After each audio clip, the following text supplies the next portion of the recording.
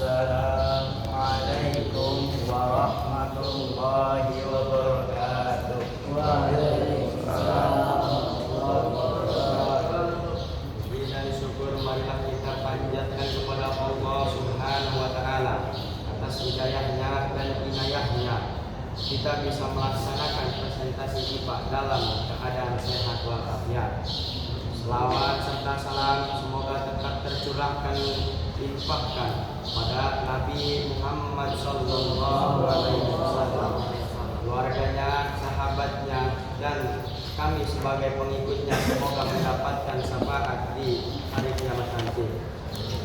Yang kami hormati dan yang kami takdimi Rasul Pondok Pesantren Nahdlatul Ulum Kiai Haji Imaduddin Usman serta keluarga besarnya yang semoga-moga mata'anallahu fi tuli hayatihim. Dan yang kami hormati Pasis Dharma selaku wali kelas 9A yang semoga-moga disehatkan badannya, selalu diberi kesabaran untuk mentransfer ilmunya kepada kita. Baiklah, perkenalkan, nama saya Muhammad Septiadi yang akan memandu acara ini. Marilah kita buka acara ini dengan membaca Bismillah. Bismillahirrahmanirrahim. Untuk mempersingkat waktu, buat acara presentator pertama yang akan dibawakan oleh Mang Abai. Kepada Mang Abai kami persilahkan. Assalamualaikum warahmatullahi wabarakatuh. Waalaikumsalam. Nama saya Fatih Albar bin Panggil Agai. Saya akan menjelaskan tentang bab kedua yang berjudul sistem reproduksi pada hewan, pada tumbuhan dan hewan.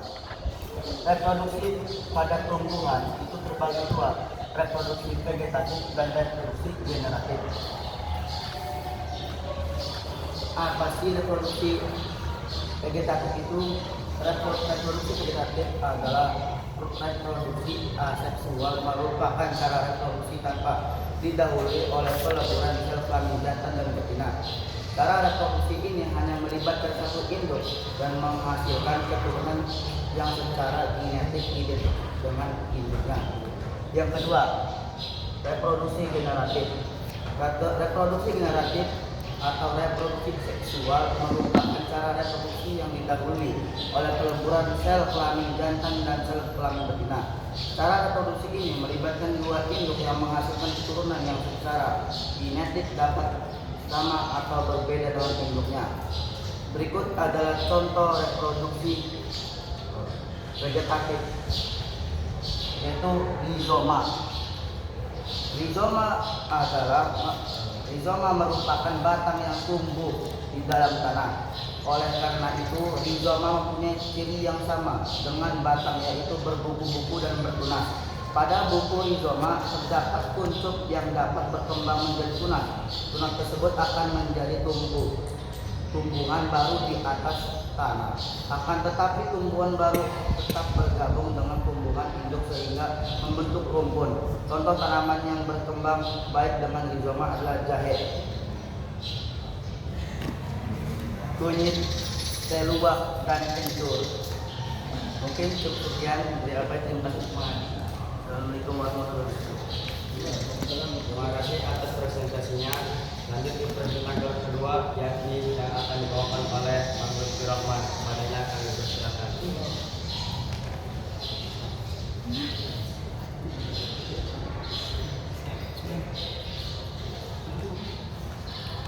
Assalamualaikum warahmatullahi wabarakatuh. Perkenalkan, nama saya Lutfi akan membawakan tentang umbi lapis. Umbi lapis merupakan batang yang tertutup lapisan daun berdaging. Lapisan daun berdaging merupakan cadangan makanan. Batangnya berbuku-buku, sangat rapat. Setiap buku dapat tumbuh daun karena buku-bukunya sangat rapat. Daun-daunnya berimpit lapis. Daun terluar mengering dan berubah menjadi daun sisek yang melindungi daun di sebelah dalam. Di setiap daun terdapat tunas yang tumbuh menjadi berimpit.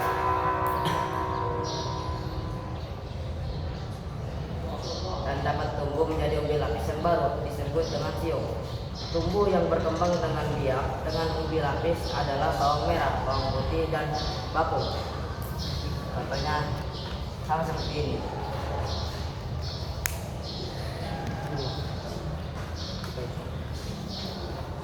Cukup sekian dari saya. Terima kasih. Saya kembalikan kepada Mang Adi. Terima kasih atas presentasinya. Lanjut ke presentator yang kedua yang akan dibawakan oleh Mari Baik. Kepadanya saya persilakan.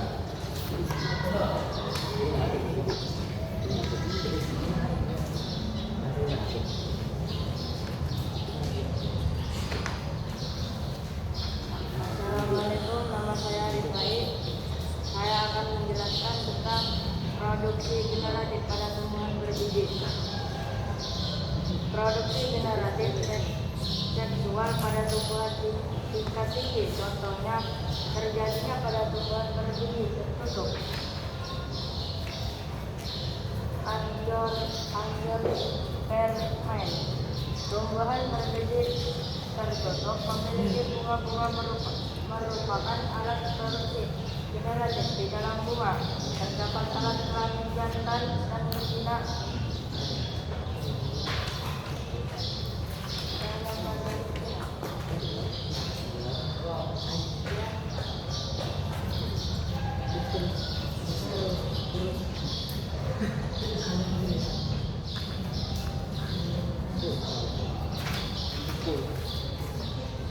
Satu.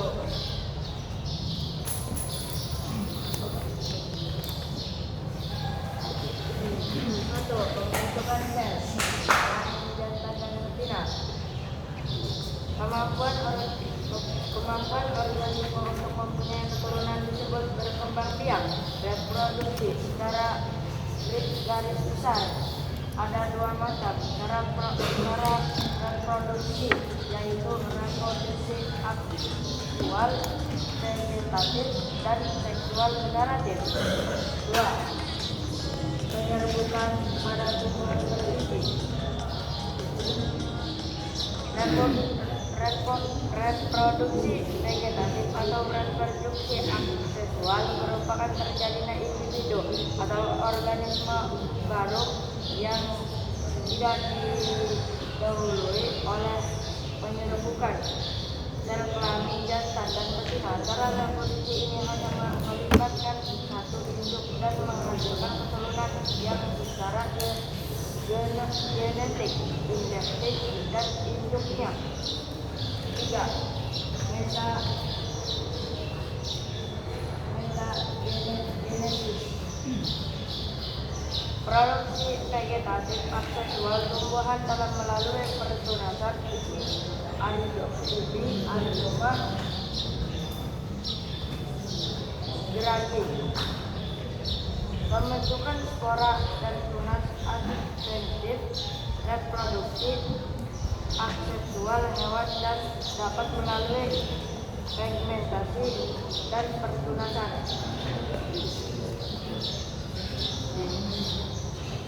Cukup sekian. Saya kembalikan kepada Pak Adi. Terima kasih kepada Mari Baik atas presentasinya. Baik, hanya itu yang bisa kami sampaikan. Kurang lebihnya mohon maaf apabila ada kata atau kesalahan, mohon dimaafkan. Assalamualaikum warahmatullahi wabarakatuh. Waalaikumsalam.